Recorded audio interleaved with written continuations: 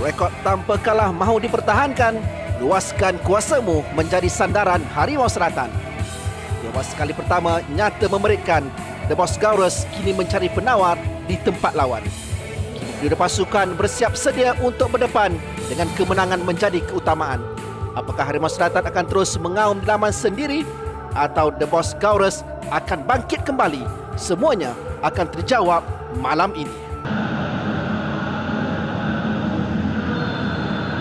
Perak mahu kembali di landasan kemenangan selepas kecewa minggu lalu melakukan sepak bola separuh masa yang pertama. JDT memburu kemenangan kelima musim ini untuk mereka terus mengukuhkan kedudukan. Mengawal di bahagian tengah, Leandro Velasquez mencari Diogo dalam kawasan penalti. Dua pemain yang mengapit Velasquez. Tolakan yang lemah dari Velasquez. Masih dapat tendangan penjuru, suatu pergerakan yang bagi dikatakan positif daripada Ramadan. Sebagai penjuru pertama, kesilapan Nasrullah dalam menjangkakan kedudukan bola itu hampir-hampir membuat padah. Pantas dari Leandro Velasquez menukar arah serangan ke sebelah kiri. Menanti di seberang sana adalah Gonzalo Cabrera. Menunggu rakan-rakan untuk naik ke atas. Cabrera meneruskan lariannya. Tolakan yang tidak berjaya, tetapi satu percubaan terus cantik. Jaringan yang dilakukan oleh Afif Fazail yang melihat terlebih dahulu kedudukan Nasrullah Aziz sebelum melakukan lencongan.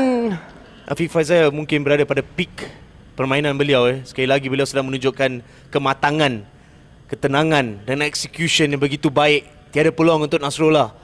Apabila bola gantung betul-betul di hadapan Afif Fazail selepas Golek berjaya untuk memastikan bola itu tidak melalui lebih dekat dengan kawasan gol. Tapi apa yang dilakukan oleh Afif Fazail adalah kematangan. Sebelum beliau menerima bola, mungkin bola yang mungkin 50-50 boleh katakan gantung, beliau sudah mungkin mengukur keadaan beliau, kesedaran beliau untuk melihat kedudukan Nasrullah. Ramadan untuk Diogo. Afik melihat larian dari Gonzalo Cabrera. Bahaya kedudukan ini. Cabrera ke tengah semula. Golek lebih pantas. Walaupun ada terjahat dilakukan oleh Diogo, tetapi beliau sedikit terlewat. Diogo. Antaran Diogo untuk Cabrera. Kali ini Leandro Velasquez. Cabrera semula. Cabrera! Kombinasi di antara Gonzalo Cabrera dan juga Leandro Velasquez memastikan JDT menggandakan jaringan untuk mendahului 2-0. Sekali lagi, kualiti menjadi perbezaan di situ apabila dua pemain yang mempunyai kesedaran yang tinggi, mempunyai persefahaman yang tinggi dan mempunyai variasi daripada permainan mereka. Apabila anda menyedari apabila pertama Gonzalo mahukan untuk kaki kiri Leandro melihat bukan keadaan yang baik. Tidak mengapa, saya akan kembalikan bola ni kepada Gonzalo Cabrera dalam keadaan mungkin bola menyatakan sesuatu kepada Cabrera bahawa beliau boleh membuat turning dan mempunyai ruang di kanan Nasrullah, dan itu berlaku kerana ramai pemain dalam keadaan ini apabila beliau mendapat bola sebaik di mana Leandro mendapat, mungkin akan cuba membuat satu placing tapi tidak bertahan mereka. Eskunalan. Diogo berada di belakang. Di sini Diogo masuk dalam kawasan penalti. Sepakan penalti dari Nazmi. Bukan oleh Diogo, pijat daripada Diogo. Kita sering kali melihat di mana sentuhan besar daripada Rafiuddin sudah menyebabkan bahawa ada tekanan dari belakang. Dan selepas tu Leandro meletakkan kaki di situ tanpa sentuhan bola. Walaupun ia boleh dikatakan sebagai soft penalty call, tapi ia adalah foul. Minggu lalu Cabrera meletakkan bola di bahagian tengah untuk menewaskan Syarbini. Kali ini berdepan dengan Nasrullah Aziz, mencari jaringan yang ketiga untuk JDT. Beliau berjaya menyempurnakannya.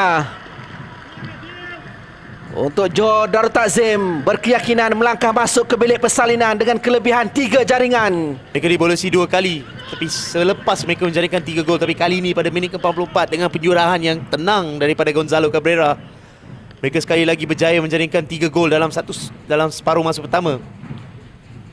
Dan saya akan suka untuk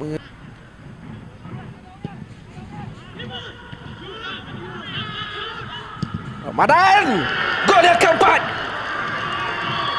Ramadan Saifullah meledak lagi. Kali ini di lawan sendiri.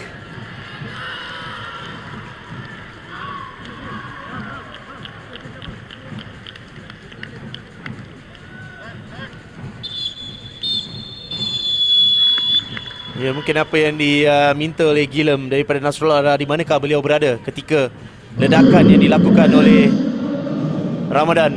Kedudukan beliau, sekali lagi saya tidak melihat apa yang dilakukan oleh Nasrullah yang keluar tidak mendapat bola. Teknik yang baik daripada Ramadan, on target, tapi Nasrullah sudah berada di atas rebah. Kabarkan ketika ini Terengganu yang merupakan pencabar terdekat untuk JDT dengan perbezaan 3 mata sedang ketinggalan. Akan cuba mendapatkan pengesahan itu. Dan di sini Diogo mencari jaringan yang kelima untuk JDT. Kuisan dari Diogo Cabrera mudah untuk gol yang kelima. Hat-trick dari Gonzalo Cabrera. Segala usaha dilakukan oleh Diogo.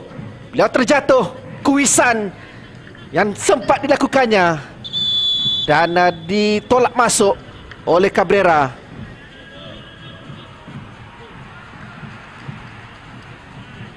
Dia mudah untuk Gonzalo Cabrera ya apabila bola gantung betul-betul di gawang yang kosong. Tapi di sini saya melihat larian yang dilakukan oleh Diogo agak baik kerana beliau berada di hadapan Amirul Hasan. Tetapi yang mengecewakan sekali lagi adalah Nasrullah. Setiap kali beliau keluar dalam 60 minit kita sedang melihat permainan, tidak pernah sekali beliau mendapat bola. Beliau tidak pasti mau keluar tidak. Timing beliau agak liar. Diogo, Safawi Rashid. Masih lagi Safawi, 1 lawan 1. Safawi jaringannya ke-6. Safawi Rashid menambah derita, menambah duka untuk Perak. Bagi beliau mendapatkan jaringan yang pertama peribadi di Liga Super, yang kedua musim ini, yang ke-6 untuk JDT.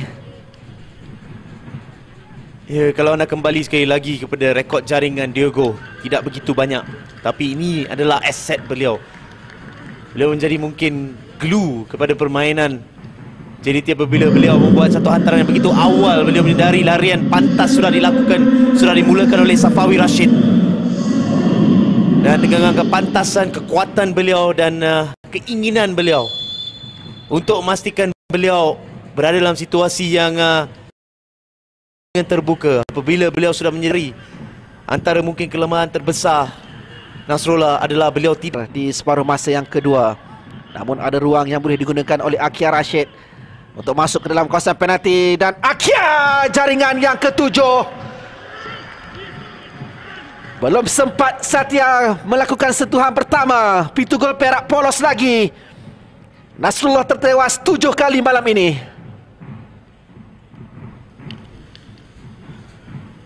Apabila anda menatakan tentang pertukaran yang dilakukan, sayap kanan ditukar Safawi Rashid, mainkan peranan besar untuk jadikan gol ke-6. Akhir Rashid melihat situasi itu. Beliau ada keinginan untuk berada dalam score sheet. Beliau melihat situasi untuk individual play, melihat situasi untuk membuat segala boleh untuk memastikan beliau berada dalam keadaan untuk menjaringkan gol. Bagi saya bijak beliau membuat keputusan awal, mencari ruang di kiri Nasrullah dan meledakkan penyudahan yang baik. Ini adalah kekalahan yang terbesar dialami Perak dalam sejarah penyertaan mereka di Liga Super. 7 jaringan dilepaskan. Akia Rashid dengan gol yang pertama musim ini. Yang ke-6 adalah di antara PDRM dan Fieldau United di Stadium Bola Sepak Kuala Lumpur. Dan di sini Johor Darul Takzim berpesta jaringan untuk meraih kemenangan yang kelima mereka di Liga Super, bagi terus menjarakkan diri untuk berada di kedudukan yang teratas. Pesta jaringan JDT bermula pada minit ke-22 menerusi Afiq Fazil.